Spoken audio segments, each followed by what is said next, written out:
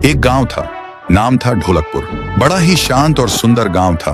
लोग हमेशा खुशी से झूमते थे क्योंकि उस गांव में रहता था महाराज रायस्टार, जो अपने गांव के लिए एक शेर था जो कभी अपने लोगों के साथ गलत होने नहीं देता था। लेकिन उस गांव में छुपा था एक डरावना राज, एक राज जो सबके दिल में था पर जुबान पे नहीं। गांव के बीच एक सूखा हुआ पेड़ था जिसे लोग कहते थे श्रापित पेड़। ना कोई उसके पास जाता, ना कोई उससे आंख मिलाता। हर पूर्णिमा के अगले दिन उस पेड़ के नीचे एक लाश मिलती थी। लोग कहते रात में कोई आता है और लाश छोड़ जाता है, लेकिन कभी किसी ने कुछ देखा नहीं और देखता भी कैसे। जो देखता वो अगले दिन पेड़ के नीचे होता था। एक दिन रायस्टार ने ठान लिया, बस अब और नहीं, इस राज का अंत मैं ही करूंगा, क्योंकि ढोलकपुर का नाम मिट्टी में मिल रहा था।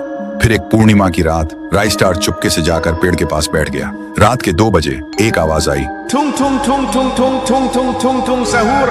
और फिर वो पेड़ भूत में बदल गया। वो भूत कुछ अजीब सा था, एक भयानक शैतानी हंसी वाला चेहरा, आंखें बड़ी बड़ी। वो पेड़ चल के एक घर के गेट को जोर जोर से खटखटाने लगता है। तभी एक आदमी डर के मारे आवाज सुन के बाहर निकलता है। वो भूत अपने लकड़ी जैसे हाथ से एक ऐसा थप्पड़ मारता कि उसकी सांस वहीं थम जाती है और उसी जगह उस लाश को ले जाता है और वापस फिर से पेड़ बन जाता था। देखते ही रायस्टार का दिल कांप जाता है, पर वो कुछ बोलता नहीं।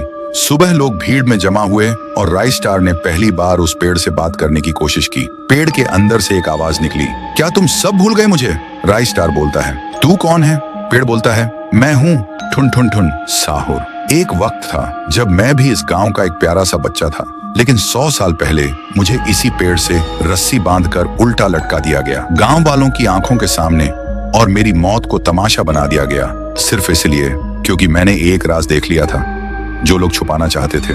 और उसी पल से मेरी रूह इस पेड़ से जुड़ गई।